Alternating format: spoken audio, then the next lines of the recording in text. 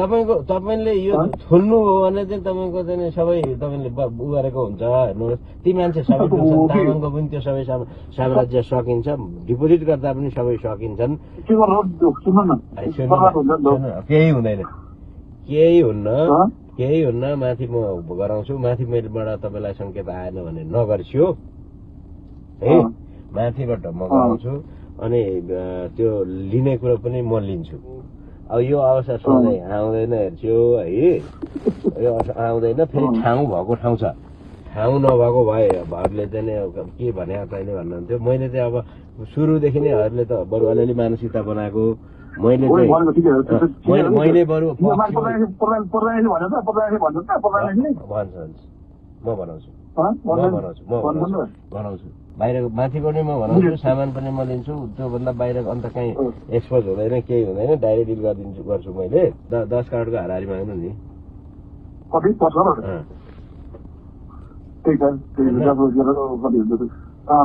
होइन त्यो गरौँ अनि त्यहाँबाट अनि यता झ्याब्राकै 2 जति लिउँ न।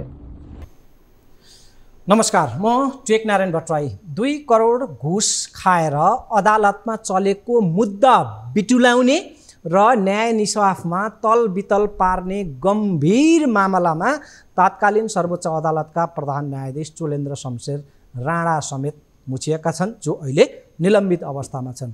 बडो जोडपूर्वक म यहाँ दोहोऱ्याएर भन्दैछु कि यो देशको न्याय क्षेत्रका सर्वोच्च व्यक्ति नै एकजना अदालतबाटै प्रमाणित ठगी कसुरदारलाई उम्काउन 2 करोडको घुस लेनदेन योजनामा मुछिएका छन्। न्युज 24बाट सार्वजनिक भएको अडियो संवादले तात्कालीन प्रधान न्यायाधीश राणासँगै काठमाडौँ जिल्ला अदालतका मुख्य न्यायाधीश राजु कुमार खतिवडा समेत गम्भीर विवादमा तानिएका छन् र अन्य 2 सक्रिय घुस लेनदेनको योजनामा संलग्नहरूको त छर्लङ्गै नकाब उतारिएको छ अडियोमा। र ती 2 मुख्य पात्र हुन् जसको घुस बार्गेनिङको अडियो सार्वजनिक भएको छ। एक हुन् जिल्ला अदालत काठमाडौँका न्यायाधीश राजकुमार कोइराला र अर्का हुन् अधिवक्ता रुद्र पोखरेल। यी 2 जनाको घुस लेनदेनको असफल योजनामा सक्रिय र प्रत्यक्ष संलग्नता अडियोमा खुलेको छ। सक्रिय र प्रत्यक्ष संलग्नता र प्रधान न्यायाधीश राणा अनि काठमाडौँ जिल्ला अदालतका मुख्य न्यायाधीश खतिवडा अदृश्य हिस्सेदार अर्थात् साइलेन्ट पार्टनरको भूमिकामा गाँसिएको अडियो संवादले दर्शाउँछ। हो, निकै चर्चित सिभिल सहकारी ठगी काण्डका मुख्य अभियुक्त इच्छाराज तामाङलाई 10 करोड धरौटीमा छाड्ने, 10 करोडमा धरौटीमा छाड्ने, त्यस बापतमा झ्याप्राक्कै 2 करोड घुस लिने बार्गेनिङको अडियो संवाद बाहिरिएपछि यति बेला न्याय क्षेत्र तरङ्गित छ। पूर्व सांसद समेत रहेका इच्छाराज तामाङ सिभिल सहकारीका बचतकर्ताहरूको ठूलो रकम हिनामिनाको कसुरमा अहिले थुनामा छन्।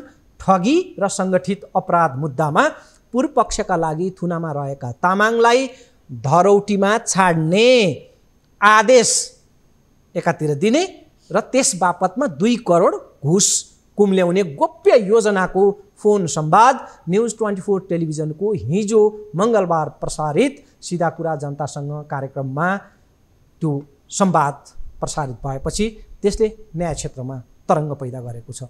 घुस लेनदेनको अडियो आफ्नो हो भन्ने कुरा न्यायाधीश कोइरालाले स्वीकार पनि गरेका छन्। घुसको डिल सफल वा असफल के भयो त्यो खुलेको छैन, तर उनै न्यायाधीश कोइरालाको इजलासले इच्छाराज तामाङलाई 2078 पुस 14 गते थुनामा पठाएका थिए, आदेश थियो। न्युज 24 टेलिभिजनबाट घुस बार्गेनिङको अडियो संवाद सार्वजनिक भएपछि काठमाडौँ जिल्ला अदालतका न्यायाधीश राजकुमार कोइरालालाई कार्य सम्पादनमा रोक लगाइएको छ। न्याय परिषदको आज बुधबार बसेको बैठकले उनीमाथि छानबिन प्रक्रिया पुरा नहुँदासम्म कुनै पनि कार्य सम्पादन गर्न नपाउने गरी रोक लगाउने निर्णय लिएको हो। न्याय परिषदले सदस्य रामप्रसाद श्रेष्ठको नेतृत्वमा 3 सदस्यीय छानबिन समिति पनि गठन गरेको छ। 45 दिन म्याद तोकिएको छानबिन समितिमा उच्च अदालत पाटनका कायम मुकायम मुख्य न्यायाधीश महेश प्रसाद पुडासैनी र न्यायाधीश महेश शर्मा पौडेल रहेका छन्। सर्वोच्च अदालत बार एसोसिएसनले अडियो प्रकरणमा जोडिएका न्यायाधीश र अधिवक्तालाई जिम्मेवारीबाट अलग राख्न माग गर्दै आज विज्ञप्ति निकालेको थियो। बार काउन्सिलले घुस प्रकरणमा संलग्न नेपाल बार एसोसिएसनका पूर्व कोषाध्यक्ष एवं अधिवक्ता रुद्र पोखरेललाई स्पष्टीकरण सोध्ने निर्णय गरेको छ। सशरीर उपस्थित भएर स्पष्टीकरण दिन उनका नाममा म्याद जारी गरिएको छ। घुस लेनदेनमा बार र बेन्चको मिलोमतो झल्किन्छ अडियोमा। तात्कालीन बार एसोसिएसनका कोषाध्यक्ष समेत रहेका अधिवक्ता पोखरेल सक्रिय र मुख्य बिचौलियाको भूमिकामा देखिन्छन्। उनले काठमाडौँ जिल्ला अदालतका न्यायाधीश राजकुमार कोइरालालाई 2 करोड घुस लेनदेन गरेर न्याय तलबितल पार्न राजी गराएका छन् र प्रधान न्यायाधीश राणा र काठमाडौँ जिल्ला अदालतका मुख्य न्यायाधीश राजकुमार खतिवडालाई मनाउने जिम्मा लिएका छन्। यो घुसको डिल भएको समय हो 2078 साल पुसको। त्यो बेला अधिवक्ता रुद्र पोखरेल नेपाल बार एसोसिएसनका कोषाध्यक्ष थिए। उनले प्रधान न्यायाधीश राणा र जिल्ला अदालतका मुख्य न्यायाधीश खतिवडालाई यो लेनदेनमा हिस्सेदार बनाउने मुख्य भूमिका खेलेका थिए, कोसिस गरेका थिए र त्यसमा ढुक्क हुन आश्वासन दिएका थिए खतिवडालाई। त्यो बेला नेपाल बार एसोसिएसन प्रधान न्यायाधीश राणाकै राजीनामा मागेर आन्दोलनमा थियो। अधिवक्ता पोखरेल खुलेरै बारको आन्दोलनको विरोधमा र प्रधान न्यायाधीश राणाको पक्षमा लागेका थिए। दर्शकबिन, यो मामिलामा प्रतिक्रिया लिन हामी यति बेला जोडिएका छौँ पूर्व न्यायाधीश बलराम केसीज्यूसँग। यहाँलाई स्वागत छ। हस्, धन्यवाद। अब मैले यो घुस प्रकरण, यसका अन्तर्य अनि यो 45 दिन म्याद सहितको छानबिन समिति गठन के जे अहिले घटनाहरू, यसका उपज घटनाक्रमहरू छन्, यसमा यहाँको सटिकमा सरसर्ती टिप्पणी सुन्न चाहन्छौँ, कृपया। यसले तपाईँको अलिकति न्यायपालिका अलिकति हाम्रो पहिलाको नेतृत्वको कारण जो अहिले निलम्बित हुनुहुन्छ उहाँको कारणले अलिकति बढी विवादमा आइरह्यो। हजुर। अनि त्यसै पनि न्यायपालिकाको प्रतिष्ठा, इज्जत र जनताको विश्वासमा ड्यामेज पुगेकै थियो। अनि उहाँको विरुद्धको त्यो जुन इम्पिचमेन्ट महाभियोगको प्रस्ताव दर्ता भएर अलिकति थामथुम भएको थियो र अदालत सुचारू भएको थियो। अब यसले फेरि अलिकति ड्यामेजलाई यसले अलिकति फेरि जुडिसियरीप्रति आस्था, न्यायपालिकाप्रति आस्थाप्रति अहिले ड्यामेज गर्ने भयो। यो तपाईँको अहिले जुन किसिमको घटना घट्यो यो चाहिँ बडो दुःखद घटना हो। किनभनेदेखि न्यायपालिका स्वतन्त्र सक्षम रहनुपर्ने, न्यायपालिका कहिले पनि विवाद आउनु नहुने, अरू निकायहरू विवाद आए पनि न्यायपालिकाले फैसलाबाट ठिक गर्नुपर्ने ठाउँमा आफै विवादमा आयो। झन् अहिले के हेर्नुहोस्, जनताको दृष्टिमा त कुन सर्वोच्च, कुन हाइकोर्ट, कुन चाहिँ जिल्ला सबै न्यायपालिका ठानिन्छ, संविधानले पनि त्यही नै ठान्छ। यसले अलिकति बढी ड्यामेज गर्ने भयो। एउटा खुसीको कुरो के भने तपाईँको जुन निष्पक्ष छानबिन गर्नलाई कमिटी गठन भयो त्यो चाहिँ एउटा राम्रो कुरो भयो। अब त्यसबाट के भने सत्य तथ्य राम्रोसँग आओस् भन्ने चाहिँ तपाईँ हामीले चाहना गर्नुपर्छ। अनि यहाँनिर मैले प्रारम्भिक यहाँको प्रतिक्रिया लिन चाहन्छु। यो 45 दिन म्याद, किनकि यो घटना भएको लगभग 6 महिना अगाडि हो, 6 महिना गुज्रिसकेको एउटा अवधि छ, अनि फेरि थप 1.5 महिना प्लसको समय यो ठिक लागेको छ यहाँलाई 45 दिन? 45 दिन अलिकति लामो त लामै हो। अर्को मैले त्यहाँ को सदस्य त्यो चाहिँ थाहा पाएको छैन। हजुर। त्यसमा बस्ने सदस्यहरू नि। हजुर हजुर।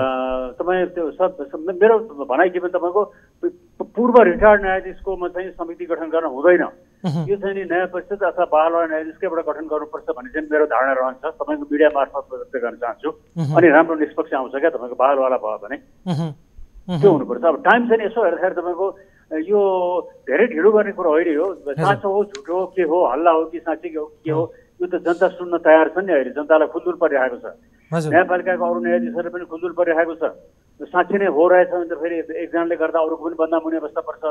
त्यसले गर्दा अलिकति हतार नगरिकन फाइन्डिङ त राम्रो आउनु पर्यो। तर यसलाई अलिकति तपाईँको यस्तो महत्त्वपूर्ण कुरोमा अलिकति चाँडै गर्दा पनि राम्रो हुन्थ्यो। यहाँको जिज्ञासा म यहाँ शान्त पारौँ कि न्याय परिषदले सदस्य रामप्रसाद श्रेष्ठको नेतृत्वमा 3 सदस्यीय छानबिन समिति गठन गरेको छ, रामप्रसाद श्रेष्ठको नेतृत्वमा। बहालवाला परिषदको सदस्य त्यसो त सदस्य ठिकै रहेछ, सदस्य मेरो कुनै आपत्ति भएन। मैले खालि के भने एउटा चलन के छ भनेदेखि जे गर्नु पर्यो नै पुरानो अवकाशवाला न्यायाधीश ल्याउने चलन छ नि, हजुर। उसबाट धेरै कुरो चाहिँ तपाईँको त्यति राम्रो देखिएको छैन। त्यसले गर्दा परिषदकै सदस्यको अध्यक्षतामा गरेको त ठिकै भयो। अनि टाइम तपाईँले भनेको जस्तो के भने तपाईँको टाइम चाहिँ नि अलिकति चाँडो गरिदिए भए झनै राम्रो हुन्थ्यो। किनभनेदेखि यो अलिकति जनता धेरै छ नि, जनता समाज न्यायपालिकाका अरू सदस्यहरू पनि यसमा के भएको, यो त हाम्रो संस्था यसरी बिग्रिनु नहुने भने खुन्दुली मचेको छ नि। त्यसले गर्दा यस्तो प्रतिक्रिया प्रतिवेदन चाँडै आउनु राम्रो हुन्छ। अब नि यहाँ अब के हुन्छ भन्ने कुरा महत्त्वपूर्ण छ। जस्तो लेनदेन भएको यो अडियोले पुष्टि गर्दैन, लेनदेन भएको छैन भन्ने दाबीलाई कानुनले सहुलियत दिने पो हो कि, अनि अडियोलाई आधार मानेर कारबाही हुने सम्भावना कति देख्नुहुन्छ? नजिरहरूले के भन्छन्? अलिकति तपाईँको आगामी आकलन पनि सुन्न मन छ। अब त्यो चाहिँ तपाईँको म अहिले तपाईँलाई सबै डिटेल चाहिँ नि म कमेन्ट गर्दिनँ। किनभने तपाईँको अहिले हामीले पहिल्यै त्यो रिपोर्ट नआइकन प्रिजज गर्नु हुँदैन। पहिल्यै हामीले त्यसलाई चाहिँ प्रिजज भन्छ नि, अङ्ग्रेजीमा प्रिजज भन्छ। पहिल्यै त्यसको कमेन्ट गर्न राम्रो हुँदैन। तर तपाईँले भनेको एउटा कुरो के म तपाईँलाई भन्न सक्छु भनेदेखि नि, यो कस्तो पनि तपाईँको अब त्यसबाट आउने रिजल्टमा भर पर्ने कुरा हो। अब अर्को कुरो के भने तपाईँको हेर्नुहोस्, यो फौजदारी अपराधमा कसैले सजाय गर्नु र कसैको आचरण विपरीत काम गरेकोमा कारबाही गर्नु फरक हुन्छ। किनभने त्यो जो मान्छे जुन संस्थामा छ उसको आचरणले गर्दाखेरि संस्थालाई नै चाहिँ धमिलिने अवस्था पर्यो भनेदेखि त्यो फौजदारी अपराधमा जस्तो त्यो पुरा अनुसन्धान मुद्दा चल्ने प्रमाणको आवश्यकता पर्दैन। तर यो मैले तपाईँलाई छोटो सैद्धान्तिक कुरा गरेको, व्यावहारिक कुरा गर्ने हो भने चाहिँ कस्तो भने तपाईँको त्यो रिपोर्ट आइसकेपछि मात्रै कानुनी र संवैधानिक कुरा गर्ने, त्यो रिपोर्ट आइसकेपछि अरू कुरा गर्न सजिलो हुन्छ। हजुर हजुर, हुन्छ। यो संवादको लागि यहाँलाई धेरै धेरै धन्यवाद। हस् ल, थ्याङ्क यू। हस् दर्शक, यही विषयमा संवादका लागि हामीसँग वरिष्ठ अधिवक्ता जो भ्रष्टाचार विरुद्धका अभियन्ता समेत हुनुहुन्छ डाक्टर सुरेन्द्र भण्डारी अहिले उहाँ हाम्रो स्टुडियोमै हुनुहुन्छ। उहाँसँग छोटो विश्रामपछि विस्तृतमा यो विषयमा संवाद हुनेछ। ब्रेकमा जाउँ। स्वागत छ। वरिष्ठ अधिवक्ता डाक्टर सुरेन्द्र भण्डारी हाम्रो स्टुडियोमा हुनुहुन्छ, उहाँलाई स्वागत गरौँ। यहाँलाई स्वागत। धन्यवाद भट्टराई सर। हजुर, अब हामी पूर्व न्यायाधीशको पनि अलिकति कुरा सुन्यौँ। यहाँलाई सबै घटनाक्रमहरू थाहा छ। आज दिनभरिका डेभलपमेन्ट यहाँलाई सन्तोषजनक लागेको छ। 45 दिनको म्याद दिएको छ। 6 महिना अगाडिको यो घटनाक्रम हो। अलिकति न्याय निरूपणमा ढिलाइ हुनु, न्यायको इन्कारी भन्ने बयान हामी सुन्छौँ होइन? के भन्नुहुन्छ तपाईँको टिप्पणी सुन्नु? धन्यवाद भट्टराई सर। यो जुन घटना बाहिर आयो वास्तवमा यहाँहरूकै मिडियाले बाहिर लिएर आयो। यहाँहरूलाई त्यसको लागि धन्यवाद पनि दिनुपर्छ। तर हाम्रो लिगल कम्युनिटी हामी सबै दुखित पनि छौँ, किनकि यो सामान्य घटना होइन। एकजना कानुन व्यवसायी जो हामी लिगल फ्रेटर्निटी हामी सबैको मित्र नै हुन्, रुद्रजी र कोइराला श्रीमान जिल्ला अदालतको न्यायाधीश, उहाँहरूको बिचमा भएको संवाद हामीले सुन्यौँ। योभन्दा लज्जाबोध गर्नुपर्ने अर्को कुनै पनि घटना छैन। तर यसले एउटा के कुरा देखाउँछ भने यस्तो अडियो बाहिर आयो, यो आफैमा बिल्कुलै सामान्य घटना होइन, अनयुजुअल। यस्ता घटनाहरू हुँदैनन्। तर बाहिर नआउने कति घटनाहरू होला नि त भित्र लुकेका। यसले त्यो कुरा चाहिँ खोतल्नको लागि मलाई एकदमै संवेदनशील बनाएको छ। यहीँनिर जस्तो एकजना अधिवक्ताले प्रधान न्यायाधीशलाई, बहालवाला प्रधान न्यायाधीशलाई म जिम्मा लिन्छु, म कन्भिन्स गर्छु, तपाईँ अगाडि बढ्नुहोस् भनेर एउटा विचाराधीन मुद्दामा न्यायाधीशलाई एउटा अधिवक्ताले आदेश गर्ने हिम्मत राख्छ, ताकत राख्छ। ब्याकअप के होला त्यसको? यसमा म हजुरको पहिलाकै प्रश्नमा आउँ। जहाँसम्म आज न्याय परिषदले 45 दिनको समय दिएको छ र जुन छानबिन समिति बनाएको छ, छानबिन समिति एकदमै राम्रो छ, राम्रा मानिसहरू राखेको छ। रामप्रसाद श्रेष्ठजी पनि एउटा सिजन कानुन व्यवसायी हो र पाटन उच्च अदालतका 2 जना न्यायाधीशहरू महेश बुढाछैनी श्रीमान र महेश शर्मा पौडेल, उहाँहरू एकदमै राम्रो न्यायाधीशहरू हो। त्यो छानबिन समितिको क्रेडिबिलिटी चाहिँ राम्रो छ, यसको विश्वसनीयता राम्रो छ। तर 45 दिनको समय चाहिँ यसले न्याय मर्छ। किनभने जब कोइराला श्रीमानले आफैले यो अडियो मेरो हो भनेर स्वीकार गरिसके पछाडि अब छानबिन गर्नुपर्ने धेरै कुराहरू बाँकी छैनन् र जति कुराहरू बाँकी छन् त्यसलाई स्पिड अप गर्नु पर्थ्यो। यो 5-7 दिनभित्रमा, वास्तवमा 3 दिनको समय दिएर छानबिन गर्नुपर्ने विषय हो, म्याक्सिमम 7 दिनमा गर्नुपर्ने विषय हो। तर यस्तो विषयलाई 45 दिन पुर्याउँदाखेरि चाहिँ नेपाली समाज कस्तो छ भने आज घटना हुन्छ, आज एक दिन तात्छ, भोलि 2 दिन तात्छ, यो बिस्तारै सेलाउँदै जान्छ र यसलाई सेलाउने क्रममा चाहिँ बेसी कुराहरू थपिँदै जान्छन्। त्यसैले म यो 45 दिनको कुरामा म सन्तुष्ट छैन। यो 3 दिनभित्र, 5 दिनभित्र, म्याक्सिमम 7 दिनभित्र हुनुपर्ने कुरा हो। यसले के देखाउँछ भने कतै न्याय परिषदमा भएका यी सदस्यहरू एकदम राम्रा छन्, तर यो समिति बनाउने क्रममा जसले बनाउनु पनि उहाँहरूको उद्देश्य चाहिँ यो घटनालाई बिस्तारै फिजल आउट गर्ने उद्देश्य त थिएन। यदि फिजल आउट गर्ने उद्देश्य थिएन भने यस्तो गम्भीर विषयमा 3 दिनभित्र छानबिन गर्न सक्नु पर्थ्यो, त्यो तदारुकता देखाउन सक्नु पर्थ्यो। त्यसैले अहिलेका कामु प्रधान न्यायाधीश जसले न्याय परिषदको उहाँ नै चेयरपर्सन हो, उहाँले यसमा जुन तदारुकता देखाउनु पर्थ्यो, जुन लिडरसिप लिनु पर्थ्यो, त्यो लिडरसिप लिन नसक्नु भएका म चाहिँ दुखित छु। अब नि यहाँ प्रधान न्यायाधीशको नाम पनि यहाँ जोडिएको छ। मैले अघि पनि उल्लेख गरेँ कि एकजना अधिवक्ताले प्रधान न्यायाधीशको म जिम्मा लिन्छु भन्ने आँट साहस देखाएका छन्। अब त्यहाँसम्म लहरो तानिएको छ। अनि यता जिल्ला अदालतका मुख्य न्यायाधीशको पनि देखिन्छ। अरू यो संवादले छोएका त अरू पात्रहरू पनि छन् होइन, जुन तपाईँले संवाद सुन्नुभएको छ भन्दाखेरि यसमा संलग्नहरूलाई कारबाही हुने त्यो लहरोसम्म पुग्ने ल्याकत र त्यो आत्मविश्वास देखिन्छ अहिलेको लिडरसिपमा। यो धेरै गम्भीर प्रश्न, यसमा मैले अहिले केही भन्न सक्दिनँ। तर म के भन्न चाहन्छु भने यो एउटा घटना बाहिर आयो, यो नै पहिलो र अन्तिम घटना हो जस्तो मलाई लाग्दैन। बाहिर नआएका अनगिन्ती घटनाहरू रहेछन्। यसबाट मैले आजभन्दा 5 वर्ष अगाडिदेखि सडकबाट मैले के भनिरहेको थिएँ भने न्यायपालिका शुद्धिकरणको पहिलो शर्त भनेको न्यायाधीशहरूको सम्पत्तिको छानबिन हुनुपर्छ, लयरहरूको सम्पत्तिको छानबिन हुनुपर्छ।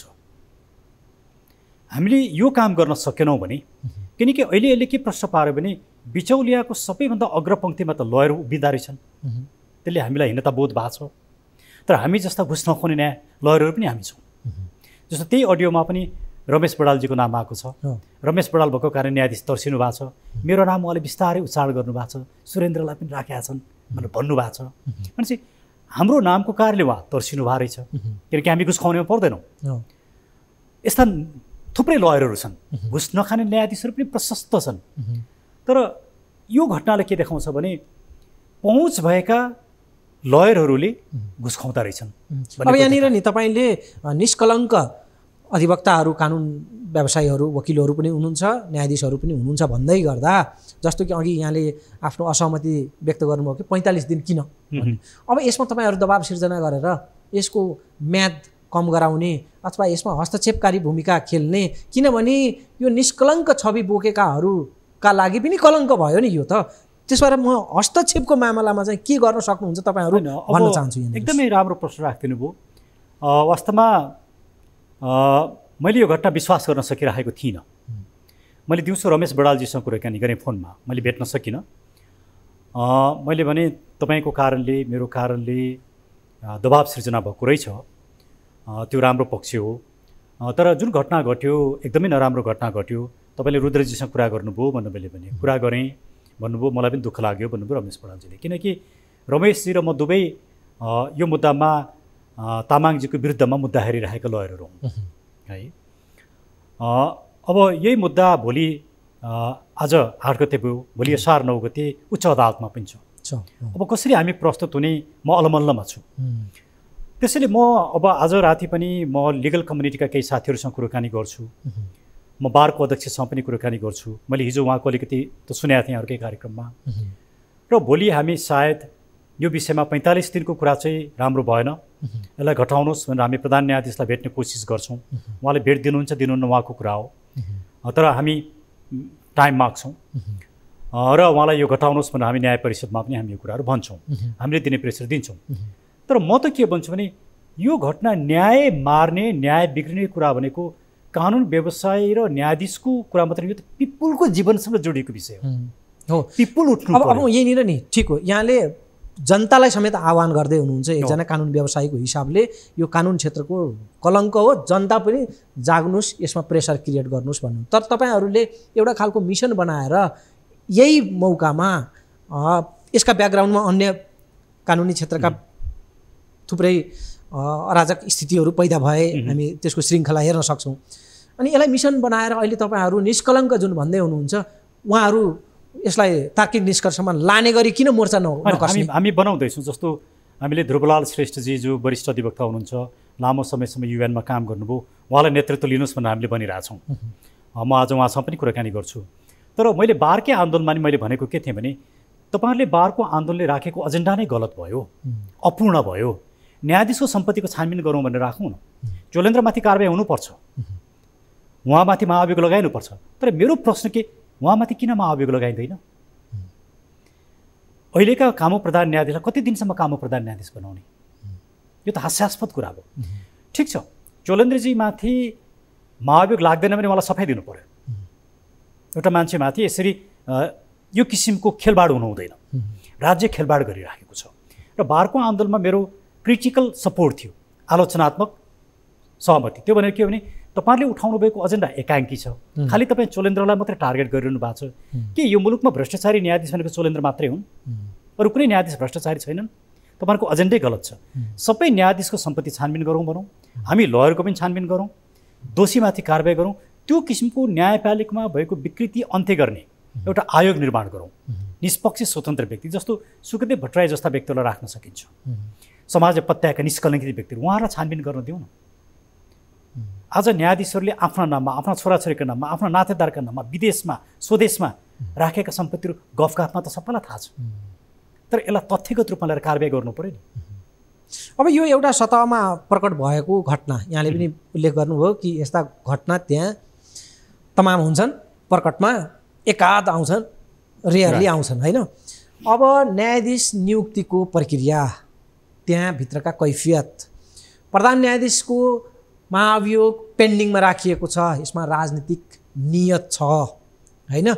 अनि बार एसोसिएसनका आन्दोलनहरू यहाँले भन्नुभयो अलि एकाङ्की खालका, त्यसले अलि बृहत्तर जनविश्वास आर्जन गर्न नसक्ने। अनि उनी रुद्रजी अहिले संलग्न हुनुहुन्छ, जसले प्रधान न्यायाधीशको जिम्मा लिने, एकजना अधिवक्ता भएर प्रधान न्यायाधीशको जिम्मा लिने ल्याकत राख्नुहुन्छ।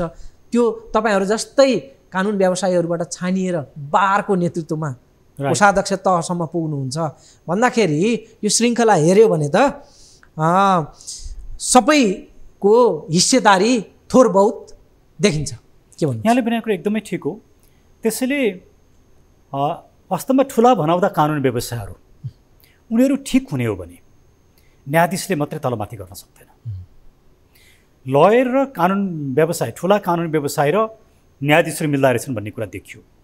त्यसले यी पहुँच भएका कानुन व्यवसायहरू र न्यायाधीशहरू सबैको सम्पत्ति छानबिन अब हुनै पर्छ। यो भएन भने टालटुले प्रवृत्तिले 45 दिन लम्बाएर छानबिन गर्ने प्रवृत्तिले समस्याको समाधान गर्दैन। अब प्रधान न्यायाधीश स्वयं आफैले भन्नु पर्यो, म मेरो सम्पत्तिको छानबिन गर्न तयार छु। प्रत्येक न्यायाधीशहरूको अब सम्पत्ति छानबिन हुनुपर्छ, यो न्यायपालिकाबाट आउनु पर्यो। हिजो न्यायाधीशहरू चोलेन्द्र शमशेरको विरुद्धमा त आन्दोलित हुनु भयो नि, मुद्दा नहेरिकन बस्नु नि। न्यायाधीशहरू आन्दोलित गर्नु भएको छ। अब आन्दोलन गर्ने अब चाहिँ राइट कज हो। त्यो कज के हो भने आफ्नै विरुद्धमा आन्दोलन गर्नु पर्यो। म मेरो सम्पत्ति छानबिन गर्न तयार छु, ल गरौँ, एउटा आयोग बनाऊ भन्न सक्नुपर्छ। अहिलेको प्रधान न्यायाधीश अब यो भन्न सक्नुहुन्छ कि सक्नुहुन्न? हिजो बारको आन्दोलनको नेतृत्व गर्ने साथीहरूले यो भन्न सक्छन् कि सक्दैनन्? यो चाहिँ एउटा लिटमस टेस्ट हो।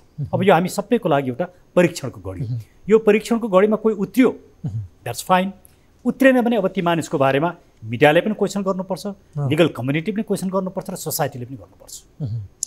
अब यो मामला कसरी अगाडि बढ्ला भन्ने सन्दर्भमा कुरा गरौँ कि जस्तो अडियोलाई आधार मानेर अनि त्यसमा जो मुसिनु भएको छ, न्यायाधीशले स्वीकार गर्नुभएको छ यो अडियो मेरो हो, तर त्यसमा मेरो चाहिँ बदनियत छैन, आएको फोन मैले सुनेको हुँ भनेर उम्किने प्रयास उहाँको प्रारम्भिक त्यस्तो देखिन्छ।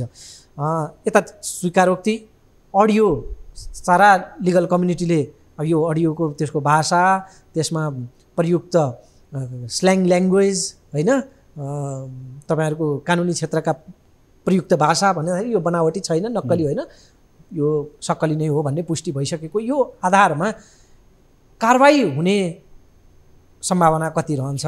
अब कोइरालाजीको जुन मैले अनलाइन खबरमा आएको स्टेटमेन्ट हेरेँ, त्यो स्टेटमेन्ट हेर्दाखेरि नै उहाँको दुराग्रह देखिन्छ। किनकि उहाँले अनलाइन खबरमा आएको कुरा र उहाँले अडियोमा गरेको कुरा मिल्दैन। अडियोमा गरे दिलीप प्रसाद भट्टराई जो एकजना व्यक्ति हुनुहुन्छ, उहाँले लयरहरू नै मतियार भएका छन् भनेर इजलासमा आएर भने, त्यसो भन्दाखेरि मैले उहाँलाई कानुन व्यवसायहरूको धर्म वकालत गर्न पाउनुपर्छ भने, तर यहाँ बोलेको कुरा फरक छ। एउटा न्यायाधीशले त के हो भने पैसाको कुरा गर्छ, म एउटा जज हो, मलाई इन्फ्लुएन्स गर्ने काम नगर्नुहोस्, म तपाईँमाथि कारबाही गर्छु भन्नुपर्छ। यदि रुद्र पोखरेलजीले कुरा गर्दा उहाँको कन्सेन्ट थिएन भने, सहमति थिएन भने, रुद्र पोखरेलजीको यो कुरा तुरुन्तै उहाँले भोलिपल्ट बाहिरलाई कारबाही गर्नु पर्थ्यो। उहाँले त्यो गर्न सक्नु भएन। त्यसरी उहाँ यसको हिस्सेदार हो र उहाँहरू दुवैजना मिल्नुभएको भन्ने कुरामा त कुनै दुई मात्रै छैन। उहाँको राम्रो कुरा के हुन्थ्यो भने उहाँले गल्ती स्वीकार गरेको भने, मैले गल्ती गरेँ, यो मेरो मिस्टेक भयो, म कानुन बमोजिम सजाय भोग्न तयार छु, म जजबाट राजीनामा दिन्छु भनेको भए उहाँप्रति सिम्पेथी हुन्थ्यो। अहिले पनि उहाँ आफ्नो जागिर बचाउने अनि मैले मिस्टेक गरेको छैन भन्ने र शाब्दिक खेलबाडमा लाग्नु भएको छ। यसले के देखाउँछ भने उहाँको नियत गलत थियो भन्ने कुरा यसबाट प्रष्ट हुन्छ। जस्तो अब रुद्र प्रकटमा आउनुभयो, यहाँले अघि इसारा गर्नुभयो कि हेभी वेट अधिवक्ताहरू बेन्चसँग नेतृत्वसँग यस्ता डिलहरू, हाई लेभलका डिलहरू प्रशस्त हुन्छन्, तर ती बडा चाहिँ हुन्छ नि त्यो फिनिसिङ सहित यसरी प्रकटमा नआउने गरी हुन्छन्। कानुन क्षेत्रमा यो प्रकारको मनोबल जुन देखिन्छ यो अडियोमा प्रकट भएको छ हैन, यसले त कानुनको बिजोग अवस्थालाई दर्शाएको छ। यो अवस्थामा पनि म फेरि पनि त्यही जान चाहन्छु कि तपाईँहरू जस्तो अलि बेदाग छवि भएकाहरूले यसलाई प्रतिष्ठाको विषय बनाएर टुङ्गोमा जाने यो सबभन्दा महत्त्वपूर्ण घडी हो भनेर तपाईँहरू कसरी अझै बोध गरेर यसलाई मिसन बनाउनुहुन्छ भन्नेमा चाहिँ मिडियाको यहाँहरूलाई तीखो नजर छ। म भट्टराईजी यहाँलाई एकदमै धेरै धन्यवाद दिन चाहन्छु। मैले भन्नुपर्ने कुरा यहाँले भनिरहनु भएको छ, हामीलाई मोटिभेट गरिरहनु भएको छ, यसको लागि धन्यवाद। हामी जस्ता मानिसहरूको भोइस मार्जिनलाइज छ, हामी आफैले बायसनेस खपेका छौँ, हामी आफै मार्जिनलाइज भएको छौँ। तर यो राइट टाइम हो। अब न्यायपालिकालाई शुद्धिकरण गर्ने यो प्रस्थान बिन्दु बन्नै पर्छ। अब प्रत्येक न्यायाधीशको नियुक्तिको विषयको अब व्यापक रूपमा छानबिन हुनैपर्छ। हामीले राम्रा भनेका र एकदम ठुलो छवि भएका प्रधान न्यायाधीश कल्याण श्रेष्ठ लगायतका न्यायाधीशहरूको सम्पत्ति छानबिन गर्नै पर्छ। हामीले ठुला भनेका लयरहरू म लगायतको, शम्भु थापा लगायतको, हरिहर दाहाल लगायतको सम्पत्तिको छानबिन गर्नै पर्छ। ट्याक्स तिरेको छ कि छैन हेर्नै पर्छ। हामीले यो काम गर्न चुक्यौँ अब भने न्यायपालिका कहिले पनि सुधार हुँदैन। अब अर्को यसमा जोडिने पाटो छ कि राजनीतिक नेतृत्वको, किनभने न्यायालयको यो हविगत बनाउनुमा राजनीतिक नेतृत्वको अहम भूमिका छ, पृष्ठपोषण त्यहाँबाट छ। अब यो मामलामै सही राजनीतिक नेतृत्वबाट चुइक्क केही आएको छैन। यत्रो उथलपुथल छ न्याय क्षेत्र होइन, विद्वत जगत त्रसित छ, यसले बडा नराम्रो इसारा दिइरहेको छ, तर राजनीतिक नेतृत्व मौन छ। त्यसमा पनि अझै आशा गरिएका कम्तीमा युवा नेताहरू यस्ता प्रकरणहरूमा आफ्ना अभिव्यक्तिहरू दिएनन्। संसद आज थियो, संसदमा पनि यो प्रकरणमा खासै ध्यान दिएन। राजनीतिक क्षेत्रबाट पनि तपाईँहरू त्यसलाई पनि भाइब्रेन्ट गराउने, स्पन्दनशील बनाउने कुरामा तपाईँहरूको पनि अझै जोड हुनु पर्यो कि? पहिला त न्यायालयबाटै यो भाइब्रेन्ट गरिनुपर्छ। यो हामी खालि कानुनी व्यवसायको विषय मात्रै होइन, नेपाली नागरिकको विषय हो। नेपाली नागरिकहरू सडकमा पनि आउनुपर्छ, अदालत दबाब पनि दिनुपर्छ।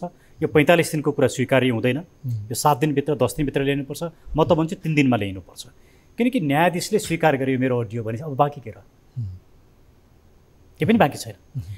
म आज दिउँसोसम्म म पनि सन्दिग्ध थिएँ, हो कि होइन, त्यो स्वर हो कि होइन, न्यायाधीशले स्वीकार्छन् कि सर्दैनन्, यदि यो गलत हो भने त यसले त ठुलो रेप्रिकेसन हुन्छ। तर उहाँले स्वीकार गरिसक्यो, अब बाँकी के रह्यो, के पनि बाँकी छैन। अब यस्तो अवस्था नै हामी र त्यो नेतृत्व जो 45 दिनको समय तोकेर बस्छ, कि त त्यो नेतृत्व इनएफिसियन्ट हुनु पर्यो, कि त त्यो नेतृत्वले बचाउन खोजेको हुनु पर्यो। यदि होइन भने त्यो नेतृत्वले 45 दिनको कुरालाई अब सच्याउनै पर्छ। अहिलेका प्रधान न्यायाधीश, कामु प्रधान न्यायाधीश र न्याय परिषदको टिमले सच्याउँछ कि सच्याउँदैन, अब यो प्रत्येक नागरिकले औँला उठाउने प्रश्न गर्ने बेला आयो। ठिक छ, हामी यो विषय उठान गरेको कारणले कामु प्रधान न्यायाधीश र न्याय परिषदलाई पनि प्रश्न गर्नेछौँ हामी आगामी हाम्रा कार्यक्रमहरूमा। र म अघि अझै यो राजनीतिक नेतृत्वले यो बेला भूमिका के खेल्ने? राजनीतिक नेतृत्व त मुलुक बेच्न लागिरहेछ नि, ऊ स्ट्राटेजिक पार्टनरसिपमा छ, उसले एमसिसी पारित गरेर ऊ मक्ख छ, स्थानीय इलेक्सनमा उसले एमसिसी वादीहरूले नै मत पाएका छन्। लिपुलेक लिम्पियाधुराको बारेमा चुइक्क बोल्न नसक्ने नेतृत्व सत्तामा छ। जयसिंह धामीको मृत्युको विषयमा बोल्न नसक्ने नेतृत्व छ। कोभिडको खोपमा भएको भ्रष्टाचारलाई यही नेतृत्वले आफूले ढाकछोप गरेको छ। अनि यसबाट हामीले के आशा गर्न सक्छौँ? यो पनि कुनै नेतृत्व हो। यसले पनि मुलुकमा कुनै आशा दिन सक्छ? डाक्टर गोविन्द केसीले भने जस्तै यो त लुटतन्त्रका नायकीहरू भएका छन् आजका राजनीतिज्ञहरू। अब म यो यो यो घटना कसरी यसको निपटारा लाग्ला, यसको निष्कर्ष के आउला भन्नेमा मान्छेहरूको चासो रहने समय छ यो। अब यसमा अधिकतम कारबाही होइन, यद्यपि अब छानबिनको प्रतिवेदनले के भन्छ, कसुर कति देखिन्छ, यी त आफ्ना मामला भयो कि, तर एक खालको मोटामोटी घटनाक्रम त सतहमा आएको छ। बस यसमा चाहिँ लेनदेन नभएको हिसाबले कानुनले लेनदेनलाई चिन्छ, संवादलाई चिन्दैन भन्ने प्रकारले व्याख्या हुने हो कि होइन? तपाईँ के देख्नुहुन्छ? त्यो गर्नुभयो भने तपाईँ पैसा नलिकन घुस दिने कुरा गर्नुहोस् न्यायाधीशसँग, अब इजलासमै गरे पनि भयो नि त। पैसा त दिएको छैन नि त। श्रीमान म तपाईँलाई 2 करोड दिन्छु भन्न पाइयो नि। तपाईँ त्यही कुरो स्थापित गर्नुहुन्छ भने गर्नुहोस् न। मुलुकलाई यो किसिमको दुर्दशामा लाने यस्तो तर्क कसैले गर्छ भने त्योभन्दा बेइमानीपूर्ण कपटपूर्ण तर्क त अरू केही हुनै सक्दैन। अब पनि कपटपूर्ण बेइमानीपूर्ण तर्क गरेर बस्ने, अब बोध नहुने। ठ्याक्क तपाईँले अब के होइन, अब त पहिलो कुरा अहिलेका कामु प्रधान न्यायाधीशको हातमा अब बल छ, उहाँको हातमा। उहाँले यो 45 दिन जुन गर्नु, सायद मलाई लाग्छ राजकुमार कोइरालाजी न्यायाधीशले आफ्नो स्टेटमेन्ट नदिकन गरिएको यो निर्णय थियो जस्तो लाग्छ न्याय परिषदको, कि न्याय परिषद 1 बजी बसेको थियो भन्ने मलाई लाग्छ। त्योभन्दा पछाडि उहाँको यो कुरा आएको छ। त्यसरी मलाई लाग्छ यो प्रधान न्यायाधीशलाई पनि यो सच्याउने मौका छ। र उहाँले फेरि न्याय परिषदको बैठक बसाएर यो समय 5 दिन 7 दिन 3 दिनभित्र ल्याउनुपर्छ। यदि उहाँ साँच्चै नै गम्भीर हुनुहुन्छ भने, होइन उहाँ पनि अब यसलाई बिस्तारै फिजल आउट गर्न चाहनुहुन्छ त 45 दिन छ, फेरि त्यसरी बढाउनु होला र उहाँको विषय नै क्वेसन उठ्छ। अब यतापट्टि प्रधान न्यायाधीश चोलेन्द्र शमशेर राणाको समेत यसमा मैले एउटै कुरा मैले यहाँलाई इन्टरप्ट गरेँ। चोलेन्द्र शमशेर राणामाथि किन महाअभियोग लगाइँदैन? यत्रो प्रमाण आइसक्यो, किन लगाइँदैन? के गर्छ यो राजनीतिज्ञहरू? संसद के गरेर बस्छ? म यति चर्को कहिल्यै बोल्दैन थिएँ, तर मलाई आज दुःख भएको छ। हामीसँग सिस्टम पनि छ, अब न्याय पनि छ। अब ती 1503 जना भिक्टिमहरू 80-85 वर्षका वृद्धहरू छन्। 11 जनाको डेथ भइसकेछ पैसा नपाएको कारणले कोभिडमा। दिनैपछि अदालत आउनुहुन्छ, रुनुहुन्छ। म उहाँहरूको लयर छु। अब नि जस्तो हाम्रो अडियो हामीले न्युज 24बाट त्यसलाई सार्वजनिक गऱ्यौँ, त्यो हाम्रो प्रसारणमा आयो, त्यसपछि यो तरङ्ग पैदा भएको छ। त्यो अडियो हामीले त त्यसको सतही कुरा जान्ने भयौँ। तपाईँ त न्याय क्षेत्रभित्र त्यो रौँ चिरा केलाउन सक्ने भएको हिसाबले त्यसले अरू के इसारा दिएको तपाईँले बोध गर्नु? 2-3वटा इसारा दिन्छ। एउटा, यो नै पहिलो र अन्तिम घटना होइन, यस्ता थुप्रै घटनाहरू हुँदो रहेछन् भन्ने अनुमान गर्न सकिन्छ। अब यो विषयमा गम्भीरतापूर्वक छानबिन गरिनुपर्छ। त्यो छानबिन गर्नलाई अब टेप खोज्न सकिँदैन, किनकि सबैले टेप त राखेका हुँदैन नि, रेकर्ड त राखेका हुँदैन नि। त्यसको एउटै आधार के हो? न्यायाधीशको सम्पत्तिको छानबिन। न्यायाधीशहरू विदेशमा कहाँ कहाँ राखेका छन्, उनीहरूका को नातेदार छन्, विदेशमा को बस्छन्, स्वदेशमा को बस्छन्, लयरहरूको तपाईँ टपमोस्ट 50 जना लयरको सम्पत्ति छान्नुहोस्। सर्वोच्च अदालतका सबै न्यायाधीश, सर्वोच्च अदालतमा यस्ता पनि न्यायाधीश छन् कि जसको घडेरीसम्म पनि छैन, यस्ता न्यायाधीश पनि छन्। म नामै लिएर प्रकाश रावतजी, जसले त्यत्रो लामो वकालत गर्नुभयो, एउटा सानो घडेरी किन्नुभएको थियो आफ्नो वकालतमा, न्यायाधीशहरू घर बनाउन सक्नु भएको। यस्ता इन्टिग्रिटी भएका न्यायाधीशहरू पनि छन्। राम्रा न्यायाधीशहरू थुप्रै छन्, फेरि एउटाको कारणले सबै गलत होइनन् होइन। तर अब को राम्रो र को नराम्रो भन्ने कुरो कहाँबाट थाहा पाइने भयो? उसले कति सम्पत्ति गर्छ। न्यायाधीशको तलब र भत्ता र सेवा सुविधाले आलिसन जीवन बित्दैन। ठिक छ।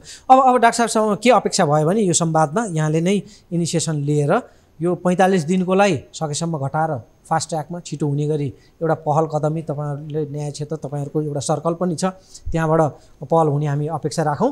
र यसमा पेनी नजर भन्छ नि, तपाईँहरू यसलाई नछोड्ने गरी हामी मिडियाले पनि छोड्दैनौँ होइन। तपाईँहरू पनि त्यसमा लाग्नुभयो भने सायद एउटा नतिजा कानुन क्षेत्रमा सानो भए पनि सुधारका लागि हाम्रो त योगदान हुनेछ। Thank you. म यो सहकार्यका लागि र यो तपाईँको अझ बढी भूमिका लागि अपेक्षा पनि राखेँ, साथी राखेर। Thank you very much. हामी यो गर्छौँ र यो समय र संवादको लागि यहाँलाई धेरै यहाँलाई पनि धेरै धेरै धन्यवाद। दर्शकबिन डाक्टर सुरेन्द्र भण्डारी वरिष्ठ अधिवक्तासँग हामी संवाद गऱ्यौँ। कार्यक्रमको निर्धारित समय सकिएको छ, बिदा हुन्छु, नमस्कार।